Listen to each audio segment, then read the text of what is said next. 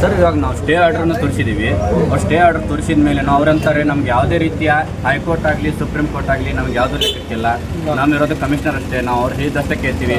ನಿಮ್ಮ ಹೈಕೋರ್ಟ್ ಆಗಲಿ supreme court ಆಗಲಿ ನಮಗೆ ಹೇಳಕ್ಕೆ ಹೋಗ್ಬಿಡಿ, ನಾವು ಲಾಕ್ ಮುರಿತೀವಿ ಅಂತೇಳಿ ನಮ್ಮ ಮೇಲೆ ದಬ್ಬಾಳಿಕೆ ಮಾಡಕ್ಕೆ ಬಂದರೆ. ಇವಾಗ ನಾನು Syed Khaja Basha Bashibin Inamdar brother Syed Sajjad Basha Bashibin Inamdar we are the owners of this property 2 acres 21 gunta RS number 922.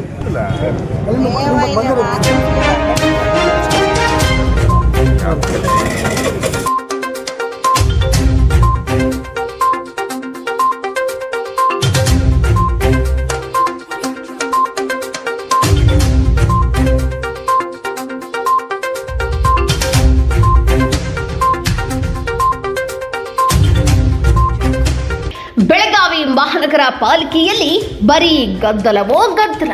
ಇವರಿಗೆ ಕಾನೂನು ಅರಿವೂ ಇಲ್ಲ, ಕಾನೂನು ಆದೇಶ ಕಾಲಿಗೆ ಸಮ. ಇದು ಮಹಾನಗರ ಪಾಲಿಕೆಯ ಅಧಿಕಾರಿಗಳು ಮಾಡುವ ದಬ್ಬಾಳಿಕೆಗಳ ಕಥೆ. ಏನಿದು ಕತೆ? ಇದು ಇಂದಿನದ್ದಲ್ಲ, ಸುಮಾರು ವರ್ಷದ ಹಿಂದಿನ ಕಥೆ.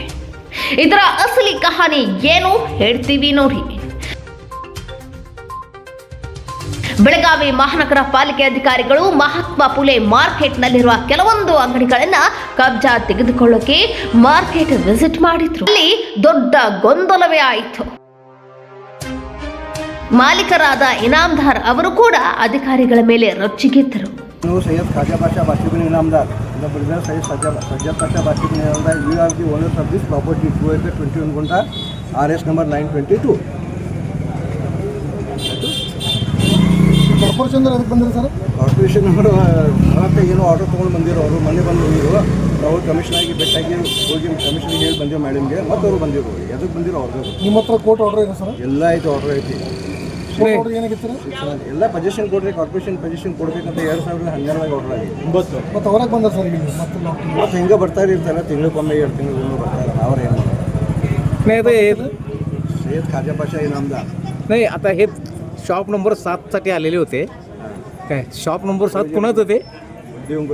होय, शॉप नंबर 7 कुणाचं आहे? हे सगळं आमच्या एंटायर प्रॉपर्टी सगळं 2 एकर 21 गुंठ्यामध्ये आलेले. होय काय? होय. म्हणजे त्याची पेपर्स वगैरे त्यांच्याकडे नाही येतात? त्यांच्याकडे नाही. आमच्या कोर्ट ऑर्डरमध्ये सीटेस नंबर सगळे आहे. कमीत कमी 200 सीटेस नंबर घेतलेले आहे. 941 पासून स्टार्ट आहे. इथे आम्ही थांबलेले हे 941 आहे. 941 अँड 942 इकडनं स्टार्ट आहे. ओके.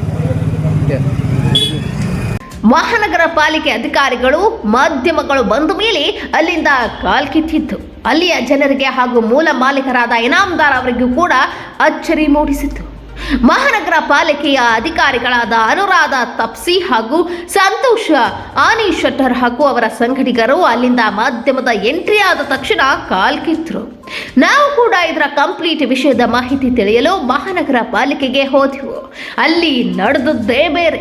ಮಹಾನಗರ ಪಾಲಿಕೆ ಆಯುಕ್ತೆ ಶುಭಾ ಅವರಿಗೆ ಅವರ ಕೆಳಗಿನ ಸಿಬ್ಬಂದಿಗಳು ಬಹಳ ವಿಷಯಗಳಲ್ಲಿ ಅಪೂರ್ಣ ಮಾಹಿತಿ ಕೊಟ್ಟು ಆದೇಶ ಪಡೆದುಕೊಳ್ಳುತ್ತಿದ್ದಾರೆ. ಇಲ್ಲಿ ಆಗಿದ್ದು ಕೂಡ ಅದೇ. ಮುಂಬೈ ಗವರ್ನರ್ 1858 ಸೈಯದ್ ದಾದಾ ಪಾಷಾ ಮತ್ತು ಸೈಯದ್ ಸೈಫುದ್ದೀನ್ ಇನಾಮದಾರ್ ಆವಾಗಿನ ಕಾಲಕ್ಕೆ ಇನಾಮಿ ಬಂದ ಜಮೀನು. ಅದಾದ ಮೇಲೆ ಸುಮಾರು ಸರಿ ಮಹಾನಗರ ಪಾಲಿಕೆಯವರು ಹಾಗೂ ಇನಾಮದಾರ್ ನಡುವೆ ಕಾನೂನು ಸಮರ ನಡೆದರೂ ಜಯ ಸಿಕ್ಕಿದ್ದು ಮೂಲ ಮಾಲೀಕರಾದ ಇನಾಮದಾರ್ ಅವರಿಗೆ. ಇಷ್ಟೆಲ್ಲ ವಿಷಯವನ್ನ ನಡೆದ ಘಟನೆಯನ್ನ ಕಾನೂನು ಸಲಹೆಗಾರರು ಮಹಾನಗರ ಪಾಲಿಕೆ ಅಧಿಕಾರಿಗಳಿಗೆ ತಿಳಿಸಿದ್ರು ಕೂಡ ಮತ್ತೆ ಅದೇ ತಪ್ಪನೆ ಮಾಡುತ್ತಾ ಬಂದಿದ್ದಾರೆ. ಇದು ಪ್ರತಿ ತಿಂಗಳಿಗೆ ಖ್ಯಾತೆ ತೆಗೆದು ಬರುವುದು ಇವರಿಗೆ ಒಂದು ಕೆಲಸವಾಗಿದೆ. ಅವ್ರನ್ನ 2009ರಿಂದ ಕೇಸ್ ಹಾಕೊಂಡಿದ್ದಾರೆ. ನಮ್ಮ ಓನರ್ ಇದ್ದಾರೆ, ನಮ್ಮ ಕ್ಲೈಂಟ್ಸು ಇವರೆಲ್ಲ ಓನರ್. ಇವಾಗ ಎಲ್ಲ 2 ಎಕರೆ 21 ಗುಂಟೆದು ಓನರ್ ಇದ್ದಾರೆ. ಇವಾಗ 2009ರಿಂದ ಕೇಸ್ ಹಾಕೊಂಡಿದ್ದಾರೆ. 2009ರಿಂದ ಇಲ್ಲಿವರೆಗೂ ಅವ್ರ ವಿರುದ್ಧನೇ ಹೋಗಿದೆ ಕೇಸು. ನಾವು ಇದ್ರಾಗ ನಮ್ಮ ಪೊಸಿಷನ್ ಕೊಡ್ಬೇಕಂತೇಳಿ ಕಾರ್ಪೊರೇಷನ್ಗೆ ಡೈರೆಕ್ಟಾಗಿ 3 ತಿಂಗಳ ಪೊಸಿಷನ್ ಕೊಡ್ಬೇಕಂತೇಳಿ 2012 ಆರ್ಡರ್ ಆಯಿತು. ಅದು ಚಾಲೆಂಜ್ ಮಾಡಿ 2015 ಮತ್ತೆ ಆರ್ಡರ್ ಅಪೀಲ್ ಹೋದು. ಅದಾದಮೇಲೆ ಅದು ಆರ್ಡರ್ ನಮ್ಮ ಥರನೇ ಆಯಿತು. ಅವಾಗ ನಮಗೆ ಪೊಸಿಷನ್ ಕೊಡ್ಬೇಕಂತೇಳಿ. ಇದಾದಮೇಲೇನು ಹೈಕೋರ್ಟಲ್ಲಿನೂ ಅವ್ರು RSA ಹಾಕೊಂಡ್ರು. ಆ RSA ಒಳಗೂ ಅವ್ರಿಗೆ ಯಾವುದೇ ರೀತಿಯ ಇದು ಸಿಕ್ಕಿಲ್ಲ, ಸ್ಟೇ ಸಿಕ್ಕಿಲ್ಲ. ಅದು ಪೊಸಿಷನ್ ಅಲ್ಲಿಯೂ ಆರ್ಡರ್ ಆಗಿದೆ. ಲೋವರ್ ಕೋರ್ಟದ್ದು ಅಪಿಲೆಂಟ್ ಲೋವರ್ ಕೋರ್ಟದ್ದು ಕನ್ಫರ್ಮ್ ಅಂತೇಳಿ ಆರ್ಡರ್ ಕನ್ಫರ್ಮ್ ಅಂತೇಳಿ ಡಿಗ್ರಿ ಕನ್ಫರ್ಮ್ ಅಂತೇಳಿ. ಇಷ್ಟಾದಮೇಲೇನು ಅವ್ರು ಕಾರ್ಪೊರೇಷನ್ದವರು ಪ್ರತಿ ತಿಂಗಳು ಬರ್ತಾರೆ ಇಲ್ಲಿ. 2012ರಿಂದ ಇಲ್ಲಿವರೆಗೂ ಪೊಸಿಷನ್ ನಮ್ಮದೇ ಇದೆ. ಅವ್ರ ಪೊಸಿಷನ್ ಡಿಸ್ಟರ್ಬ್ ಮಾಡ್ಬೇಕಂತ ಹೇಳಿ ಬರ್ತಾ ಇದ್ದಾರೆ, ದಬ್ಬಾಳಿಕೆ ಮಾಡ್ತಾ ಇದ್ದಾರೆ ನಮ್ಮ ಮೇಲೆ. ಕಾರ್ಪೊರೇಷನ್ದವ್ರು ಕಂಟಿನ್ಯೂಸ್ಲಿ ಎಷ್ಟು ಸಲ ಹೋಗಿ ಕಮಿಷನರ್ ಭೇಟಿ ಆದರೂ ಅವ್ರು ಬರ್ತಾ ಇದ್ದಾರೆ, ದಬ್ಬಾಳಿಕೆ ಮಾಡ್ತಾ ಇದ್ದಾರೆ.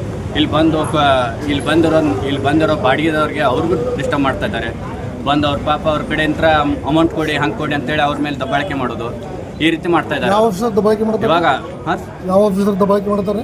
ಇವಾಗ ಇಲ್ಲಿ ಸರ್ ಇವಾಗ ಕಾರ್ಪೊರೇಷನ್ ಅಂತ ಇವಾಗ ಬಂದಿರೋದು ಅನುರಾಗ್ ತಪ್ಸಿ ಅಂಥೇಳಿ, ಮತ್ತು ಇನ್ನೊಬ್ರು ಸಂತೋಷ್ ಶೆಟ್ಟಿ ಅಂತೇಳಿ, ಸಂತೋಷ್ ಶೆಟ್ಟರ್,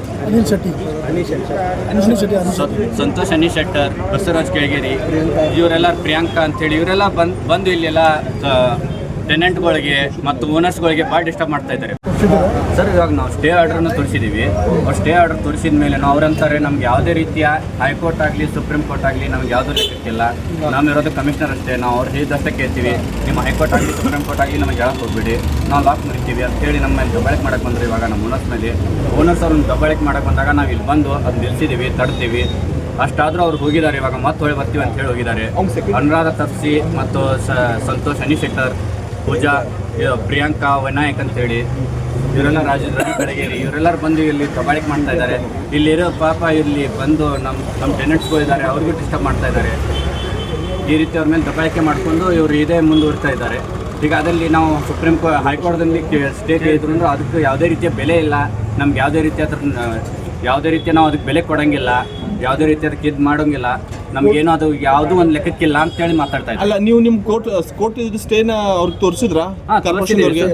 ಇವಾಗ ತೋರಿಸಿದೀವಿ. ಏನಂದ್ರೆ ಅವ್ರು ಅಂತ ಇದ್ದಾರೆ, ಇದು ನಮ್ಗೆ ಸ್ಟೇ ನಮಗೇನು ಬೀಳೋದಿಲ್ಲ, ನಮಗೇನು ಗೊತ್ತಿಲ್ಲ, ಇದು ಸ್ಟೇ ನಮ್ಗೆ ಲೆಕ್ಕಕ್ಕಿಲ್ಲ, ನಮ್ಮ ಕಾರ್ಪೊರೇಷನ್ ಕಮಿಷನರ್ ಹೇಳಿದಷ್ಟೇ ಕೇಳ್ತೀವಿ. ಯಾವುದೇ ಆರ್ಡರ್ ನಮ್ಗೆ ಲೆಕ್ಕಕ್ಕಿಲ್ಲ, ಸುಪ್ರೀಂ ಕೋರ್ಟ್ ಆಗಲಿ ಹೈಕೋರ್ಟ್ ಆಗಲಿ ಯಾವುದೇ ಆರ್ಡರ್ ನಮ್ಗೆ ಲೆಕ್ಕಕ್ಕಿಲ್ಲ. ಅಂದರೆ ಇವ್ರಿಗೆ ಕೋರ್ಟದ ಬೆಲೆನೇ ಈ ಜುಡಿಷಿಯರಿ ಪವರ್ದು ಯಾವುದೇ ರೀತಿ ಅವ್ರಿಗೆ ಬೆಲೆ ಇದು ಅಂಜಿಕೆನೇ ಇಲ್ಲ, ಆ ರೀತಿ ಮಾತಾಡ್ತಾ ಇದ್ದಾರೆ. ಅಂದರೆ ಈ ನ್ಯಾಯಾಲಯಕ್ಕೇನು ಬೆಲೆನೇ ಇಲ್ಲ ಇವ್ರ ಲೆಕ್ಕದಲ್ಲಿ. ಮತ್ತೆ ನೀವೇನು ಮಾಡೋರು ಈಗ? ಸರ್ ನಮ್ದೇನಿದೆ, ನಮ್ಮ ಪೊಸಿಷನ್ ಇದೆ, ನಾವು ಓನರ್ಸ್ ಇದ್ದೀವಿ. ಅದ್ರೊಳಗೆ ಏನು ಮಾಡೋರು, ಏನು ಆ್ಯಕ್ಷನ್ ತಗೋರು? ಈಗ ಅವ್ರ ಆರ್ಡರ್, ನಿಮ್ಮ ಆರ್ಡರ್ ಅಗೇನ್ಸ್ಟ್ ಬಂದಿದ್ದಾರೆ. ಈಗ ಅವರು ನಿಮ್ಮ ನೆಕ್ಸ್ಟ್ ಪ್ರೊಸೆಸ್ ನಿಮ್ಮದು, ನೆಕ್ಸ್ಟ್ ಸ್ಟೆಪ್ ಏನು ನಿಮ್ಮದು? ನಾವು ಕಂಟೆಂಪ್ಟ್ ತೊಗೋತೀವಿ. ಆಗ ಕಂಟೆಂಪ್ಟ್ ಆಫ್ ದ ಕೋರ್ಟ್ ಹಾಕೊಂತೀವಿ. ಕಂಟೆಂಪ್ಟ್ ಆಫ್ ದ ಕೋರ್ಟ್ ಹಾಕೊಂಡು ಅವ್ರ ಮೇಲೆ ನಾವು ಆರ್ಡರ್ ತೊಗೊಂಡ್ಬಂದು ಅವ್ರಿಗೆ ಅದ್ರ ಏನಾಗುತ್ತೆ ಶಿಕ್ಷೆ ಅದ್ರ ಕಟ್ಸಿರ್ತೀವಿ.